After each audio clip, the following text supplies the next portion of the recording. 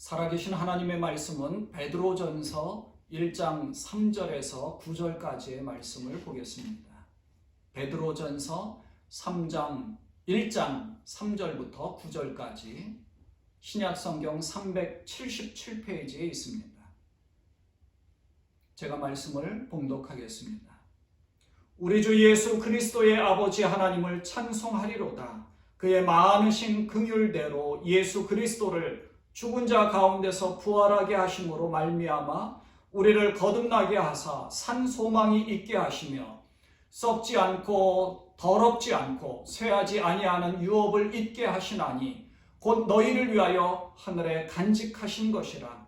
너희는 말세에 나타내기로 예비하신 구원을 얻기 위하여 믿음으로 말미암아 하나님의 능력으로 보호하심을 받았느니라.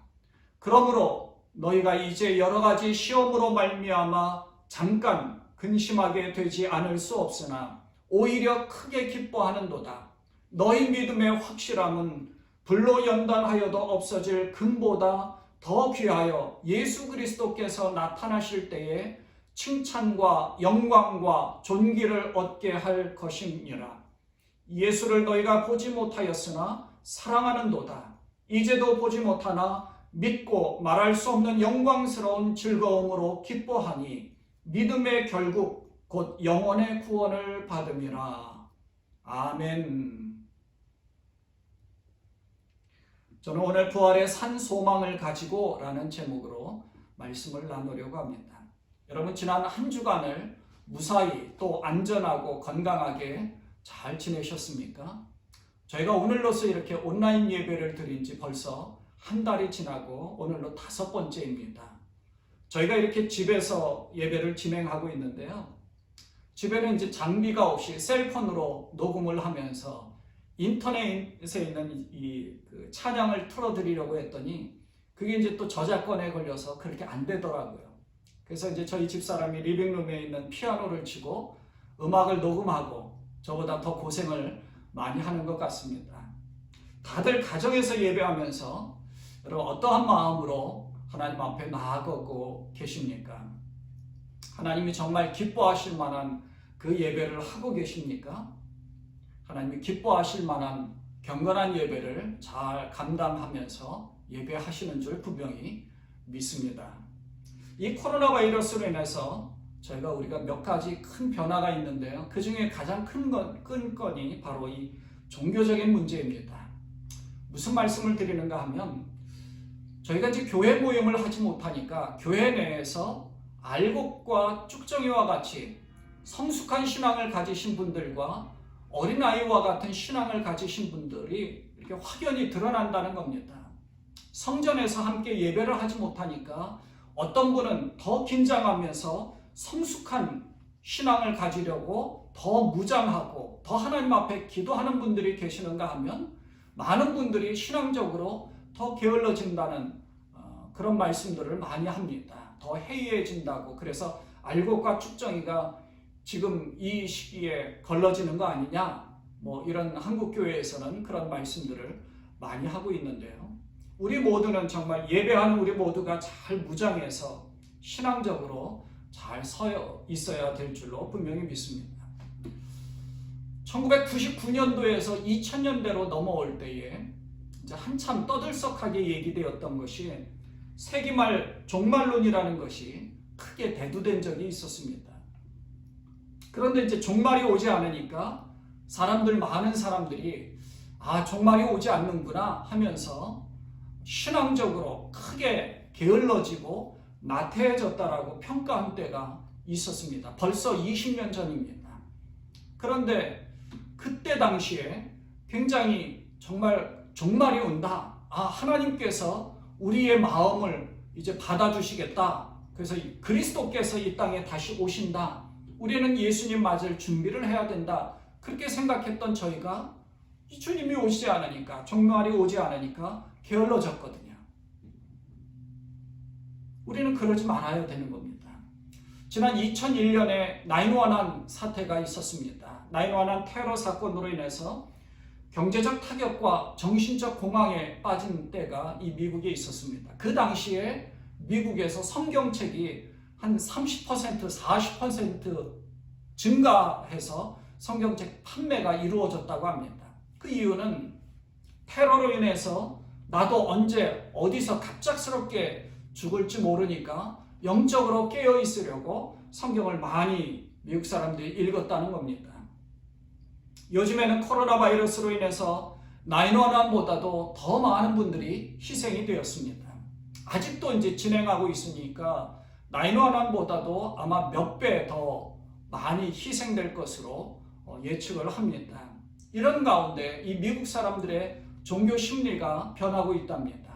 두려움과 이 불안감이 가중이 되면서요, 이 구글 검색에서 많이 검색하는 것이 믿음, 신, 성경, 기도에 대한 검색률이 증가했다고 합니다.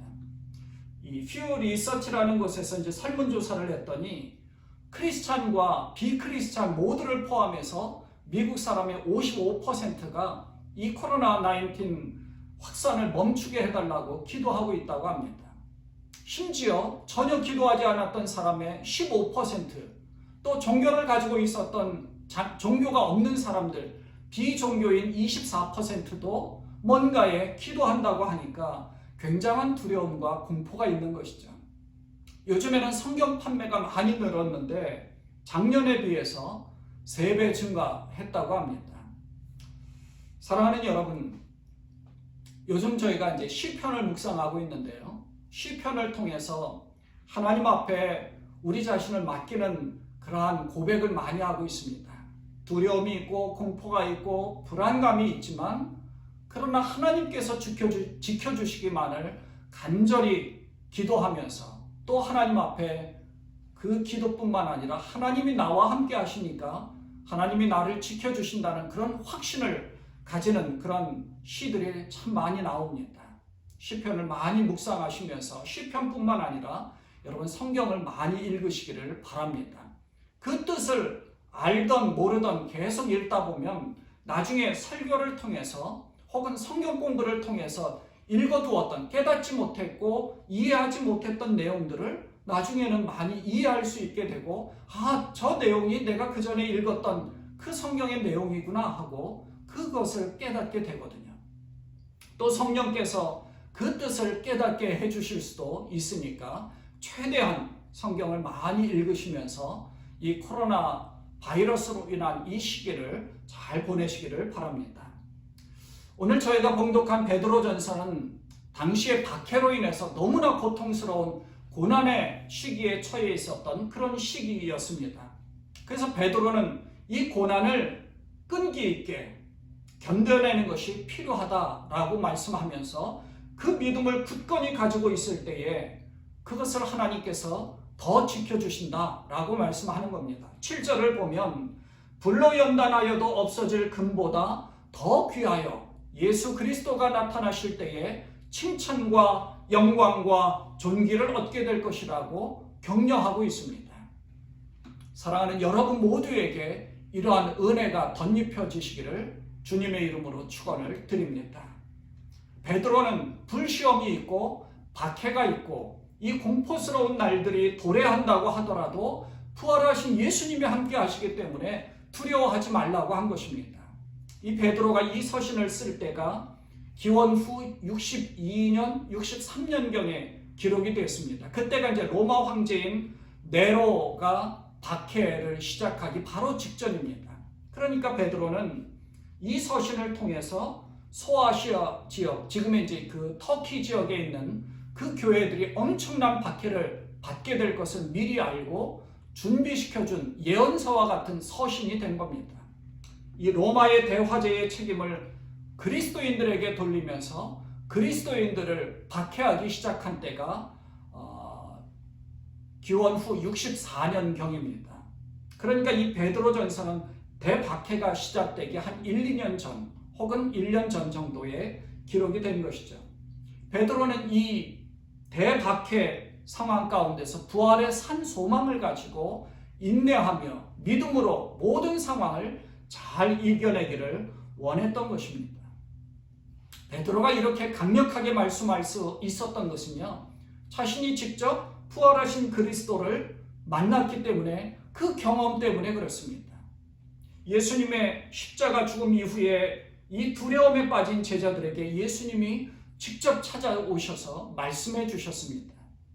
지난주에 부활절에 이제 부활의 증거들을 제가 말씀을 드렸고 또 어제 토요 새벽 기도의 말씀 중에 이 말씀을 했습니다. 그 중에 하나가 이제 주님을 직접 목격한 수많은 주님의 제자들이 있었다는 겁니다. 요한복음 20장에는 제자들에게 부활하신 예수님이 찾아오셨는데 예수님이 찾아오셨을 때에 제자들이 다 만나서 너무나 행복하고 그 부활하신 예수님을 목격한 것 때문에 너무나 기쁨 가운데 있었거든요. 근데 그 자리에 누가 없었느냐면 도마가 없었어요. 그러니까 도마가 자기는 예수님을 직접 보지 않고는 믿지 않겠다고 한 겁니다. 그뿐인가요? 아예 주님이 이 손에 못이 박혀서 십자가에 못 박혔고 창에 옆구리를 찔려서 구멍이 났거든요. 물과 피를 다 쏟으신 그 예수님. 그래서 도마는 자기가 직접 예수님의 손에 손가락을 넣어보고 옆구리에 손가락을 직접 만져보고 넣어보지 않고는 믿지 못하겠다라고 이야기한 겁니다. 예수님은요 8일 정도가 지난 후에 다시 이 도마에게 찾아오셨습니다.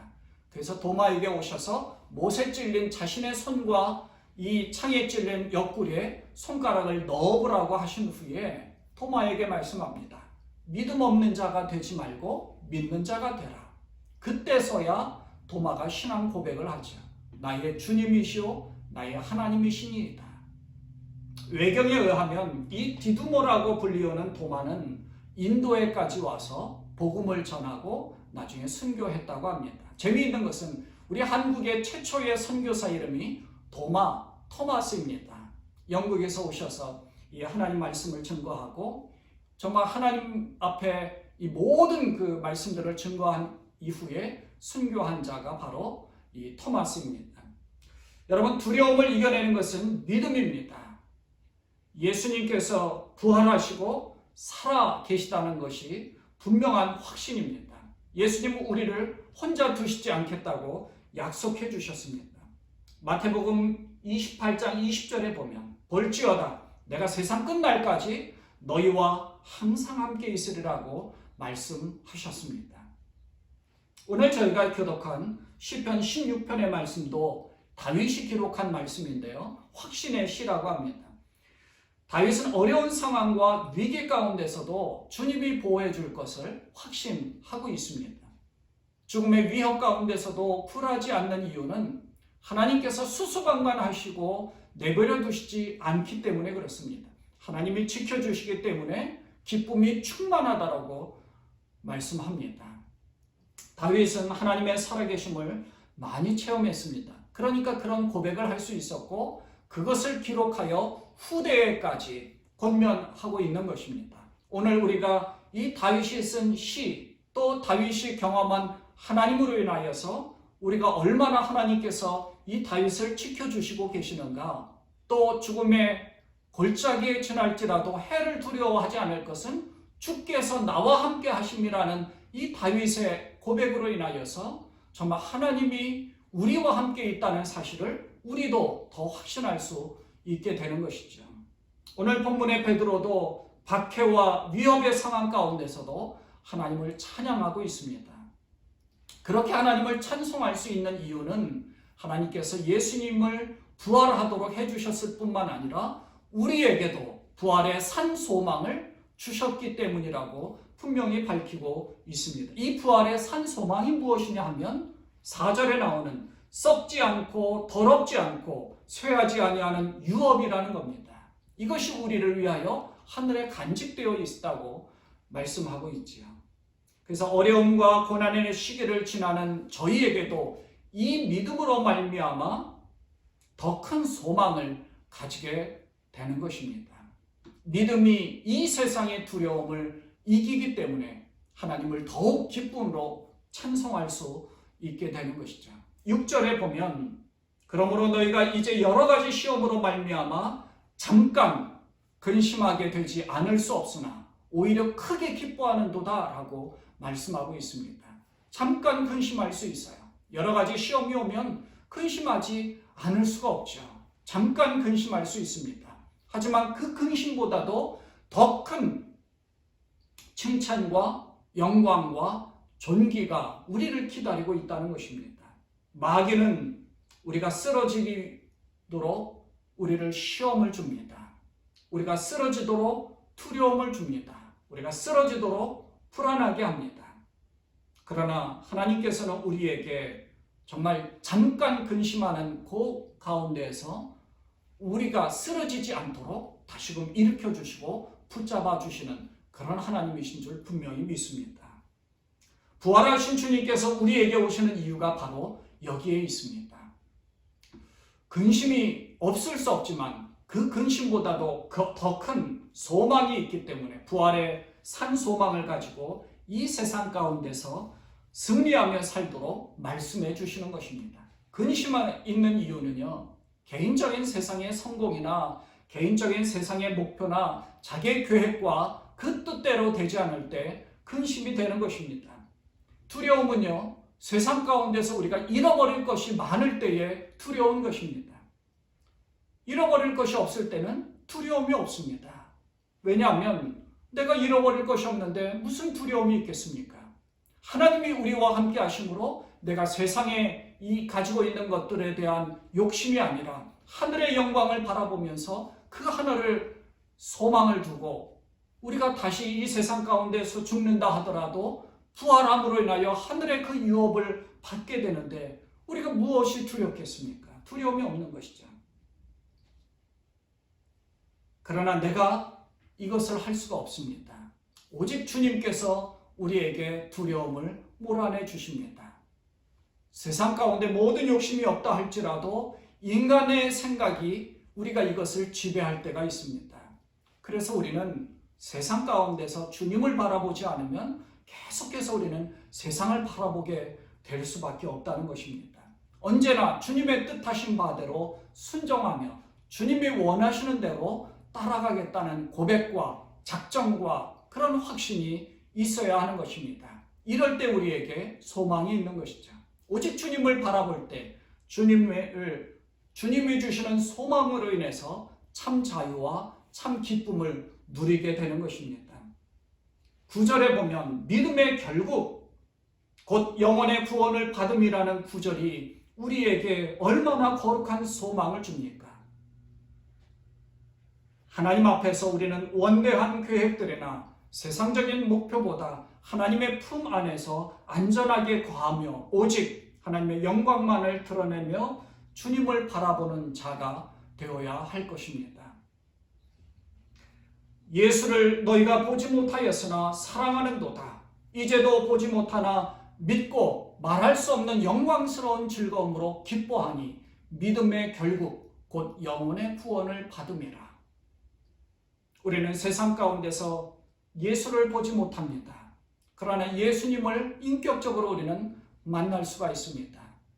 예수님을 만나서 나도 예수님을 알고 예수님도 나를 알아서 우리가 세상 가운데에서 산다 할지라도 그러나 말할 수 없는 영광스러운 즐거움으로 기뻐하는 이유는 믿음의 결국 곧 영혼의 구원을 받기 때문에 예수님과 함께함으로 이 세상 가운데서 그 영광을 차지할 수 있다는 확신이 내 속에 있기 때문에 그렇습니다. 여러분 모두에게도 이 부활의 산 소망이 있는 줄 믿습니다.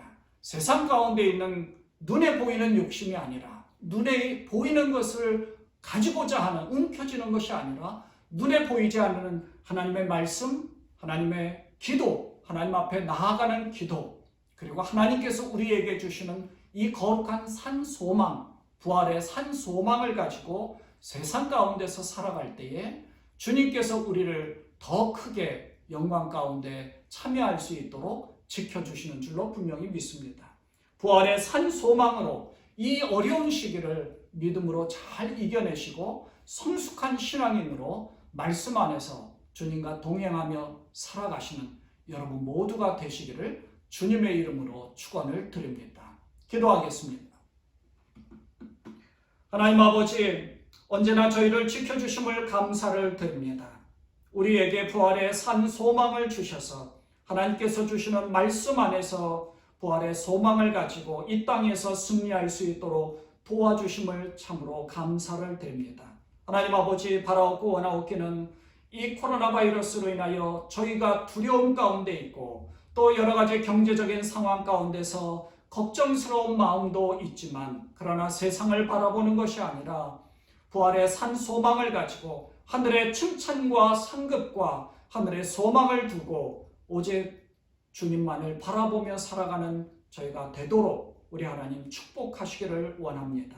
하나님 말씀 안에 거하여 부활의 주님만을 바라보는 우리 모든 성도들에게 이러한 놀라운 부활의 산 소망을 허락하여 주시옵소서. 우리 주님 예수 그리스도의 이름으로 감사하며 기도드리옵나이다. 아멘.